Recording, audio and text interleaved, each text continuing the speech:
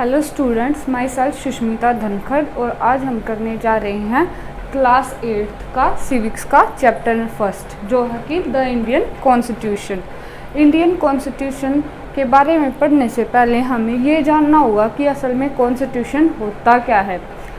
जैसे कि आप लोग स्कूल जाते हो, स्कूल में आपके डिसिप्लिन को मेंटेन रखने के लिए वहाँ पर कुछ रूल्स एंड रेगुलेशंस बनाए जाते हैं। उसी प्रकार से हमारे देश की शासन व्यवस्था को चलाने के लिए कुछ लॉज बनाए गए हैं और जिसमें ये लॉज लिखे गए हैं उसको हम कहेंगे कॉन्स्टिट्यूशन यानी कि संविधान।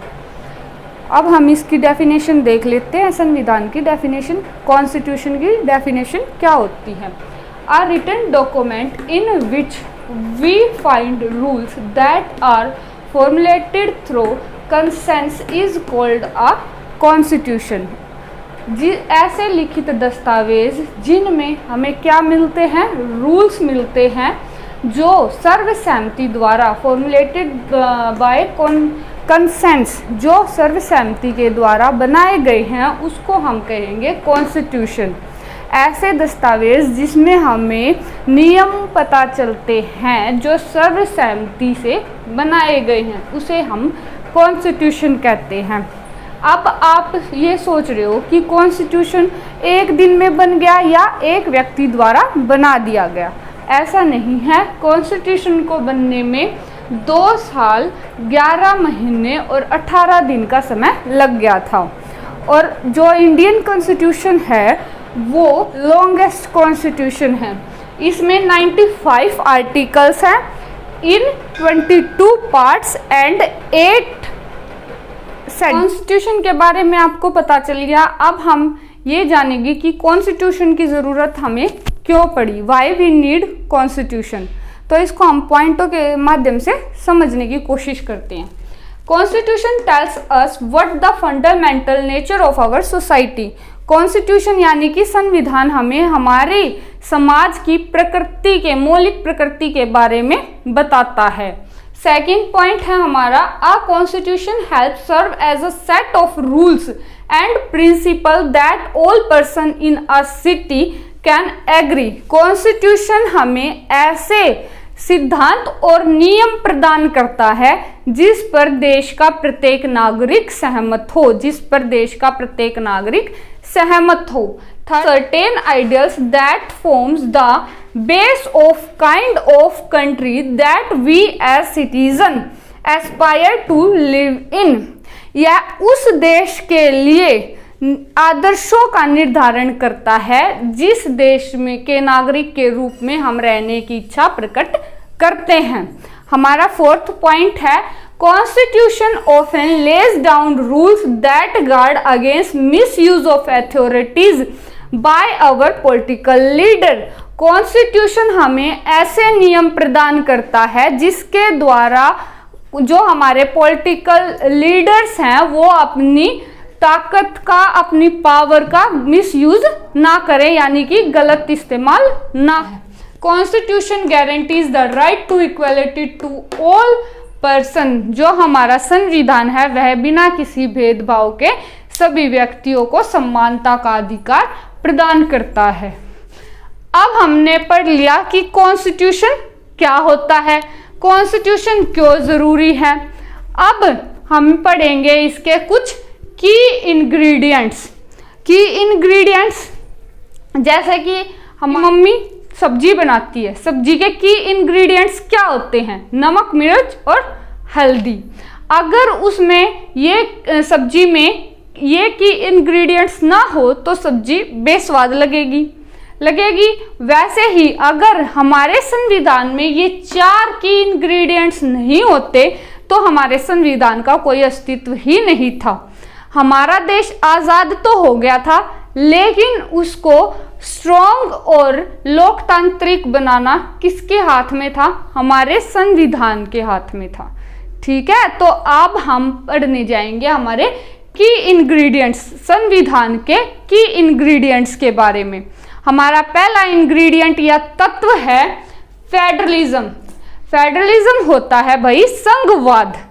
फेडरलिज्म का मतलब होता है संघवाद। आगे हम इसको थोड़ा डिटेल में पढ़ेंगे। सेकंड है parliamentary form of government.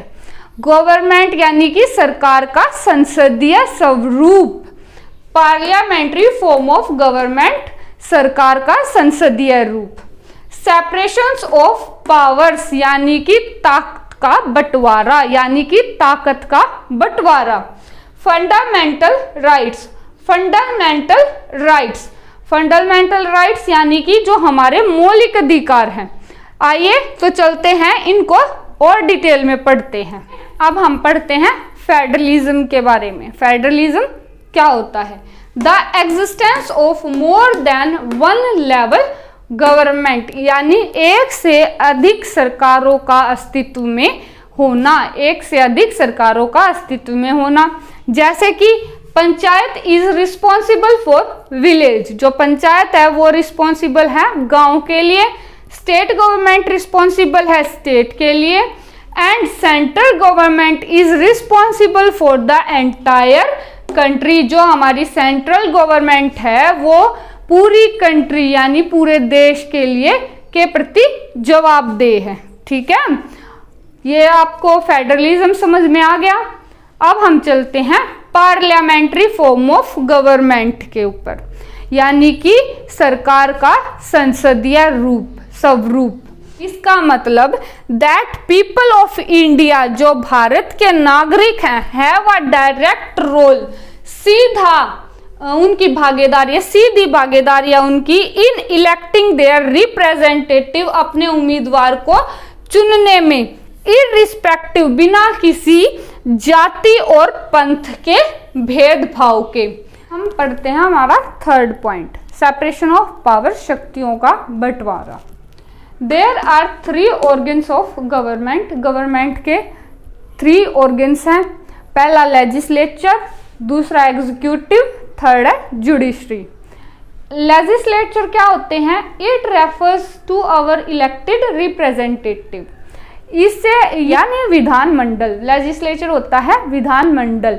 It refers to our elected representative, इससे अभिप्राय है जहां पर हम अपने इलेक्टेड कैंडिडेट्स को चुनकर भेजते हैं, जो कानून का निर्माण करने में अहम भूमिका निभाते हैं। सेकंड है हमारा executive. It is a smaller group of people who are responsible for implementing laws and running government. Executives होते हैं, अब हमारे विधान मंडल ने तो कानून बना दिया, लेकिन अब उसको लागू करवाने का काम और सरकार को सुचारू रूप से चलाने का काम कौन करते हैं? एग्जीक्यूटिव्स। ठीक है, ये ऐसा छोटा सा समूह है, ऐसे व्यक्तियों का छोटा सा समूह है जो रिस्पॉन्सिबल है, जवाबदेह है कानून को लागू करवाने में और सरकार को सही सुचारू रूप से चलाने के लिए। ठीक है, अब थर्ड है हमारा जुडिशरी। जुडिशरी क्या होती है? जुडिशरी मतलब कि न्यायालय। ठीक है, न्यायालय। इट रेफर्स, इससे अभिप्राय है सिस्टम ऑफ कोर्ट, कि इससे अभिप्राय है कोर्ट के सिस्टम से, यानी कि अगर हम विधानमंडल ने रूल बना दिए, कानून बना दिए, एग्जीक्यूटिव ने वो लागू करवा दिए, अब कुछ व्यक्ति ऐसे होते हैं जो उन कानूनों को नहीं मानते या फिर कानूनों का उल्लंघन करते हैं, उनको दंड देने का कार्य किसका है? जुडिशरी, न्यायालय के पास। Fundamental rights. अब फंडामेंटल राइट्स यानी कि मौलिक अधिकार क्या क्या होते हैं? These are a set of rights that constitution offers to every citizen of the country.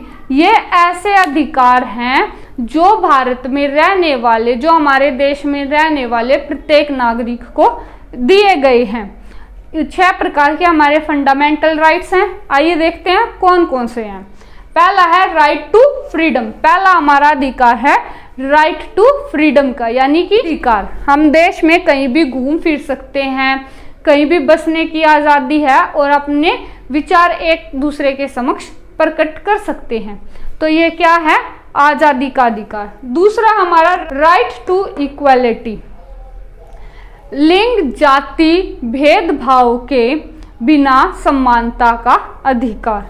Third है राइट अगेंस्ट एक्सप्लोटेशन, यानी कि शोषण के विरुद्ध अधिकार। राइट टू एक्सप्लोटेशन यानी कि शोषण के विरुद्ध अधिकार। फोर्थ पॉइंट है राइट टू एजुकेशन, शिक्षा का अधिकार। भारत में रहने वाले प्रत्येक नागरिक को शिक्षा का अधिकार है। फिफ्थ पॉइंट है हमारा राइट टू कॉन्स्टिट्यूशनल रेमेडीज, यानी कि यदि कोई भी कभी भी हमारे इन अगर फंडामेंटल राइट्स का कोई भी हनन करता है तो हम उसके विरुद्ध उच्च न्यायालय में याचिका दायर कर सकते हैं। तो आपको ये समझ आ गया।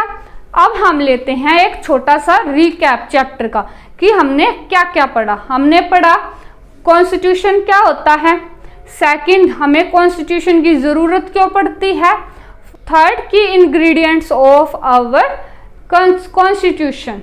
ठीक है, इज दैट क्लियर? आपको वीडियो अच्छी लगी हो तो लाइक शेयर और सब्सक्राइब करना ना